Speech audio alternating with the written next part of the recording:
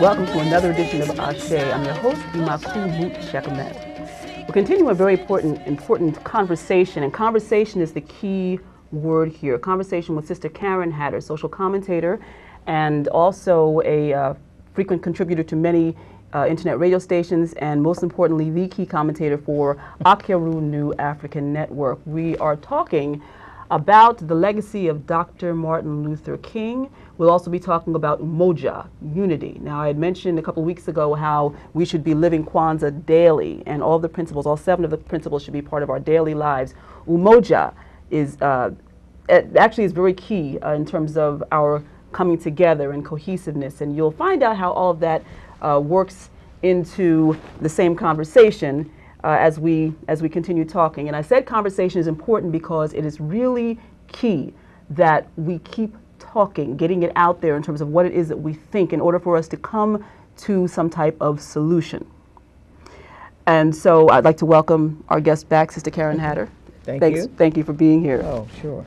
Now, when we left off the conversation in the last program, we were talking about the impression that many people have about the Kennedys and how they were actually supposedly helping the civil rights movement, but they were really doing more to kind of keep a clamp on it. Right. Okay, why don't you continue what you were sharing with us? Well, there's not much more other than that. I mean, on the surface, there were, all sorts of programs being implemented, in terms of trying to strategize on, and as a result, we got the so-called Civil Rights Bill, right? But, behind the scenes, you had Cointelpro, the counterintelligence program that was targeting the African community to prevent the rise of a black messiah. They had a specific agenda in terms of what they would do. Infiltration was one thing that was done. They pose as someone who wanted to be in the organization or whatever, and obviously majority of the time these were African people. Mm-hmm. And then of course there were just straight up informants. They would enlist the aid of somebody that was already in the organization. Then they had the disinformation campaigns, which I mentioned already about the Panthers, and various other groups creating, as they say nowadays, beef with each other. Mm-hmm. And so you had a whole variety of things being done within the community to create chaos. Well, let's talk about that. Let's talk about the splintering that seems to have been the result of Cointelpro, because if you talk to folks from what we know as the conscious community, mm-hmm. basically, if you are an outsider, if you are somebody who is completely new on the scene, you may have sincere intentions, but if all of a sudden you're new to a group of folks who have been in the movement for a while, but perhaps you've been in this state, they've been working from this mm-hmm. state, the first question is, well, who are you?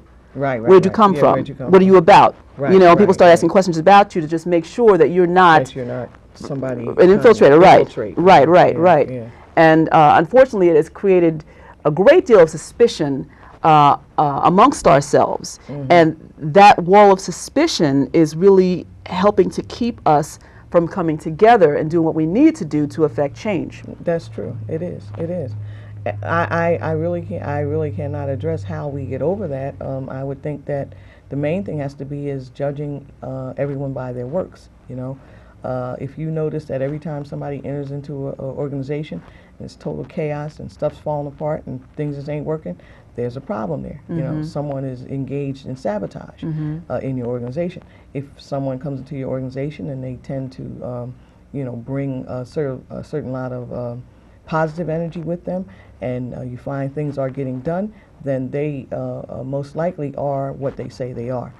The problem is, what had occurred after Cointelpro and during Cointelpro, there were so many things that were done in the community to just distance and, have everyone biting at each other's back. Name some things.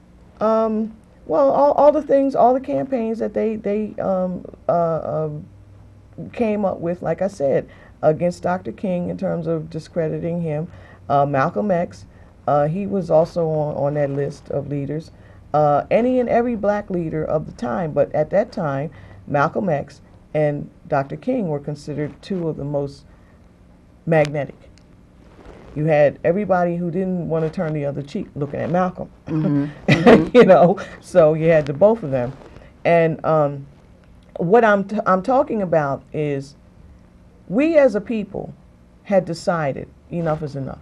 We have to do something, right?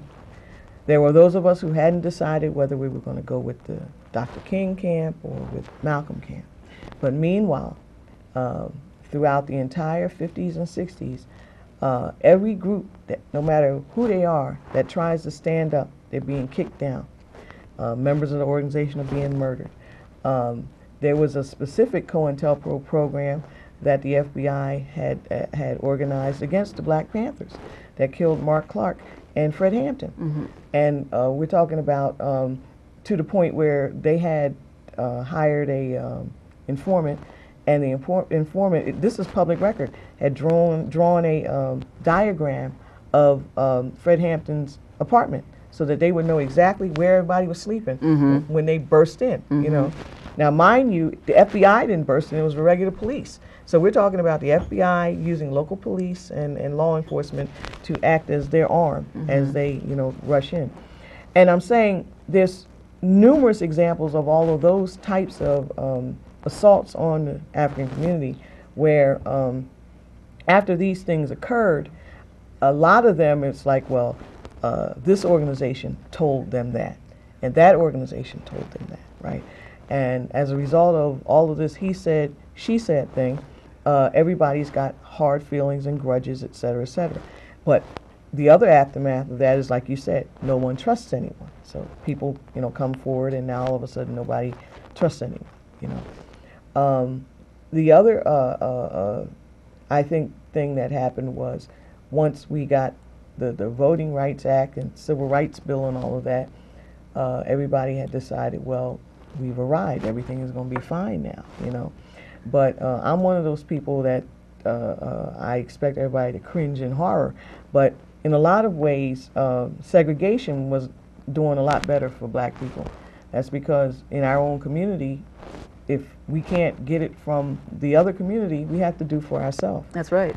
So that $1 that I spent at the grocer, he took it to another so-called black-owned whatever, and then and it circulated in the community several times before it finally ended out. That's right. I mentioned at the top of the last show how I remember coming up and going to black doctors, black dentists. Right. I mean, everything in our world had to do with black entrepreneurs. And that is not to say that, the whole idea of segregation, desegregation was wrong. That's not what I'm saying. I'm just saying that there were elements of segregation that made us more understanding of the need to do for ourselves. Right. And I think that that's one of the things that we've lost sight of, the fact that this is about building things that you shouldn't have to, like for instance, in the case of the riots during the 60s, they learned that it took 3 days, right, for everybody to get burnt out. Why? Because there was no food coming in. The water, they cut off everything, right? So after 3 days, they let people riot for 3 days all over this country, right? Then after 3 days, everybody became docile and government rolled in and restored order, And that was an actual plan, hey, 3 days, that's all it's going to take before they realize that there's no food, there's no water, and of course the whole riots, that was a whole nother issue. But like I said, because the Black Power movement and the so-called Civil Rights movement, which basically were kind of the same thing, they're just two sides of a coin. Because we were killed and usurped, and all the other campaigns that they waged against us, there was a certain level of, I guess, defeatism that kind of overwhelmed the community. It's like, well, we kind of understand why they killed Malcolm, you know, but we don't understand why they killed Dr. King. Dr. King talked about, you know, peace and nonviolent protest. You know, why would they kill him, you know? So we're demoralized on all levels of the community as a result of all the campaigns that were waged, you know. And as it stands now, I think that there is a need for all of us to study history so that we understand what has happened, you know, why things are happening the way they are. And we have to stop being such hedonistic people as a group, you know, and as a culture, period. I mean, the larger society, all we worry about is whatever it is that's going to make us comfortable and happy, you know, as opposed to seriously trying to make an impact and change something, you know. We don't spend much time doing that anymore. Let me go back to what you're saying about, we're talking about rioting and so forth. I'm just going to flip this over into something very briefly because I mentioned Kwanzaa, okay? I'm going to tell you up front, Kwanzaa is, that's the principles of Kwanzaa I believe in owning and living daily.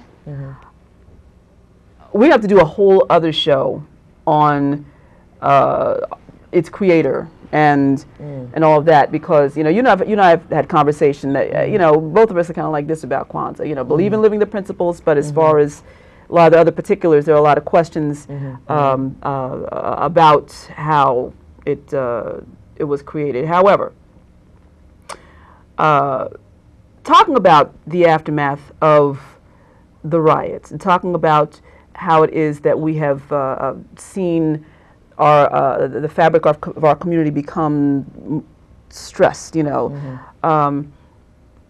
What is it that you would say right now is it that we really need to do in order to help to pull ourselves back together in a cohesive, tightly woven cloth? Well, first, I think we have to learn to do exactly what Malcolm X, at that particular point in time, he was now El Hajj Malik Shabazz. He said, you know, put your religion and all that other stuff in a closet. You have to come together and understand that we have certain specific problems in common. And that's what we should be focusing on. You know, it doesn't matter that, you know, you got locks and I got weave in my head, and, you know, and all that nonsense, you know. And what church you belong to? Yeah, well, I go to this temple. You know, I can't talk to you. Yeah, I can't talk to you. All that nonsense, you know.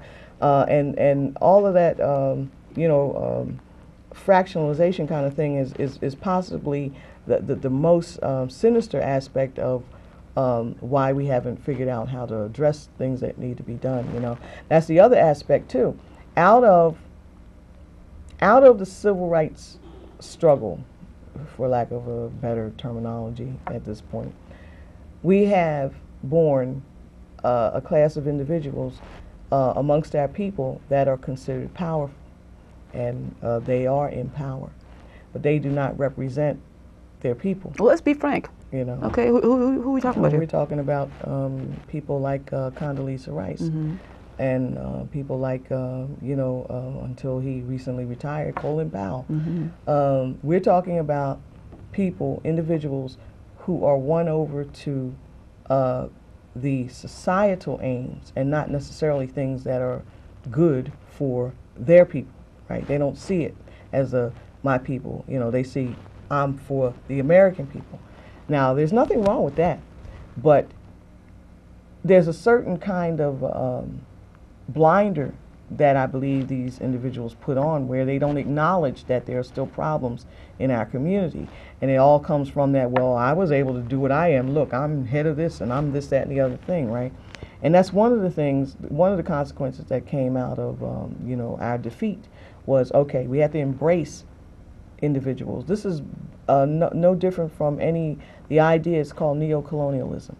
The idea is under colonialism, you have a foreign power that's in control. Neocolonialism is like new colonialism, and the idea is you use the people that you want to control. You use some of them to control their own people, right? So we're always walking around pointing to all these black people that are doing well in our community, but meanwhile, the majority of us are not doing well.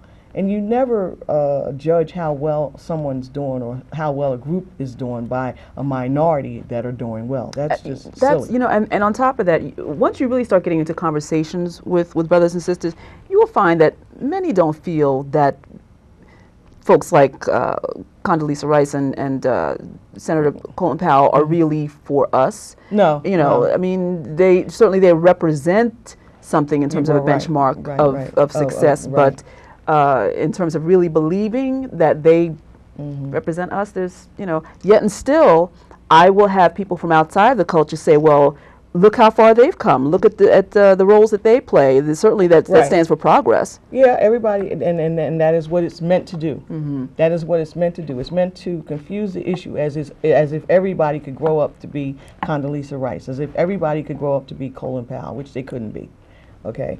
Especially if they tend to be, you know, an individual that is not going to go along with everything 100%, you know, as it's laid out. Now, it seems that Colin Powell has been letting some of us see that there were certain aspects of things that he had a little bit of a problem with, that he was called upon to do, you know, and he supported it because my president wanted me to and I was supposed to do it and that kind of thing, you know. But the bottom line is any and all individuals that represent government policy, they must be totally wedded to government policy. And that means that when things come up, you know, that may impact us negatively, it's not their job to question, right? And that does not mean that we should not be striving for inclusion in the government. We should. We should definitely strive for inclusion in the government. But it means that we cannot lose our focus. We cannot forget about where we are and where we've come from. We have to understand that we cannot be bought over to just doing anything when it's going to be detrimental to our community. You know, there is a continuing conversation that I have with brothers and sisters who are in our age group who talk about the strong sense of disconnection with the generations under us. You know, they maybe because they have not lived it, they don't really fully understand it and really think that things are better than they are. What do you think? What are your thoughts on that? What do you mean from the youth? Why do you feel that way? Yes. I believe that, well, it's about history. Because we lived a certain era, we understand and know about Emmett Till and the idea that, you know, you go down south to visit your cousins and you get cautioned about, you can't say this, don't do that, and don't go here, and when it's dark, make sure, you know, that kind of thing. Well, children today, they've grown up in a society for, what, darn near 30 years now, where they've been allowed to, you know, come and go to school with other members of the society. And the idea is that this whole notion of how can this thing, and it's not about race, it's about control, right? That's the thing. But color takes on the character of the control. And so they're lost in terms of they don't understand, they don't see that struggling as a descendant of a slave, that never goes anywhere, you know, because no matter how much they keep telling us this nonsense about the founding fathers, their genius and all of that, they were not including the enslaved as part of their vision. Now, they came up with a document that they are interpreting to say that, well, you know, it's a living document and it can support this or the other thing, and we can amend it and do that kind of thing. But the original founding fathers did not have in mind that sometime down the road the slaves were going to be participants fully in their society. As a matter of fact, a good deal of them kind of thought that after we were freed, we would just kind of disappear, because it's like there's nobody to take care of them, so they're just going to go, you know. So, you know, basically it's the youth are alienated, and they don't understand because they figure that, you know, all the stuff that we talk about is it's in the past. It has nothing to do with anything, you know.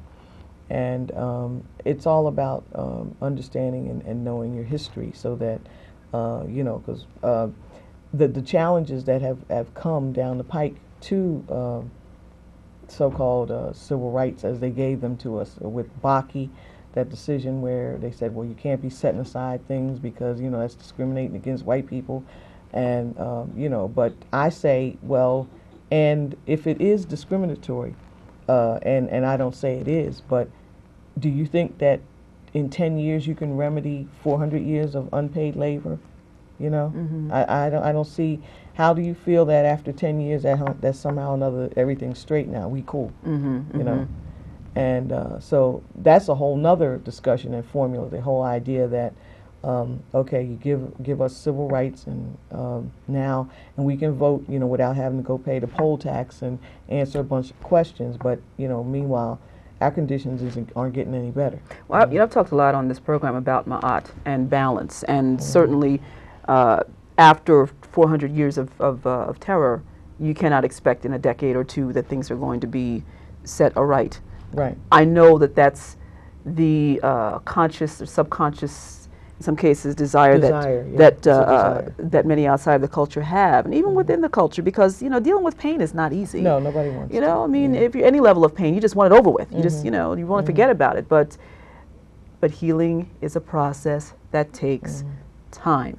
So from where I sit, it seems as though it will be natural for us to deal with all these various levels of healing, which means dealing with the justified rage, you know, with dealing with the inspection of society, with dealing with the introspection, you know, as far as where we are now because of everything that has happened to us, the trickle-down effect that we have been dealing with because of what our ancestors have dealt with, and what were the atrocities we still deal with today. That's true. Yeah, you need that balance. You need the balance. And as far as our youth are concerned, their understanding of what's going on is one of they've not lived through anything. They've lived through the eras where they see black mayors, black this, black that, black the other thing, and so their position is, well, we're doing this to our own selves, right? And I know, I mean, that is their understanding, and to a degree it is. But we're doing it within the framework in which we find ourselves, you know. And like I said, it's about, you know, history. You have to understand your history. You have to know what's going on. You cannot walk around and have somebody tell you things and you just, you know, parrot everything that you hear and you don't look into it. You know, anything that I say, you know, I want people to go in a library and look it up. Go on the computer, look it up. You know, I didn't come up with these things out of my mind. You know, all these things that I'm talking about, it's about ordering, though. There's a total disconnect in education in terms of the way that things should be presented to the students. And I'm mainly talking about elementary school, you know, and middle school and high school. The idea that they give you, they'll start history with the early colonists, right? And then they'll leap forward about 30 years, and then they'll hop back, and they do this jumping around thing. So you don't really get the context of how history unfolded. That's right. You know, you get these little chopped up segments, you know. I was outraged with both my daughters when they came home with their little textbooks. It had to be about, I guess, 3rd and 4th grade. And each of them, you know, there was a paragraph about this long that talked about slavery, you know. And I'm saying now, here's a system that made money for the United States for over 400 years. I'm sorry, before it was the United States, but after it was the United States for almost 200 years, it made money, right? But meanwhile, there's a paragraph in a book. And that's done on purpose because I think that it's necessary for everyone, not just us, everyone to be ignorant of the fact that when people talk about, you hear people say, yeah, we built everything. No, that's a for real thing. That's true. You know, that's a for real thing. It's not in nebulous terms. You know, it's anywhere you could think of anything that anybody did that they didn't get paid for. Mm-hmm. You know, that's a lot. You know, and you know, everyone needs to understand how this country was built, and as a result of that, they also need to understand that there will always, and I believe this, always be a presence that feels it necessary to maintain us. Well, with just a minute or two left, wrap this up in a minute or two, Yeah, but in talking about with that, who is targeted in today's modern day Cointelpro? I would imagine just anyone who is felt to have the potential to allow some sort of security risk, you know? And that can be anybody, because like I said, with the Patriot Act, you know, it's almost like you're afraid to stand up and speak your mind for fear of somebody's going to say, well, you know, she said, and well, no, that's not what she said. Well, but it didn't sound, yeah, well, but that's not what she said, you know. They'll target whoever they choose. That's my best answer. Let's be really real about this, okay? I mean, because it has become a given for people like you and me. I mean, how long did it take that one letter for you to send that you sent me? It took a month to get to me. That's you know, yeah, right? It took a month. Yes, it did. It took a month. You know, I mean, for those of us who have been actively involved in the movement, we've experienced various facets. You know, where you send something to somebody and it ends up on the other end and opened. You know, things like that. I mean, that's still happening today, and well, you know, as far as targeting, I mean, I would imagine that any organization that has individuals that speak out against things, like the lady, where is she from? The one who had the son that was killed in Iraq, right? And she's been waging her own one-woman protest, right? They'll target her. You know, it's not about color. It's about whoever represents a threat to the tide that's flowing and how it's flowing at the particular point in time, you know. Well, as we close, I want to thank you so much, Sister Karen Hatter, for being here, brilliant commentator. And I'd like to recommend Inside the Eye of the Storm, which is the name of her commentary, which can be heard on Akeru New African Network, as well as LIB Radio, Inner Light Radio, and also Blake Radio. You can find them all on the net. Inside the Eye of the Storm, social commentary from an African-centered perspective.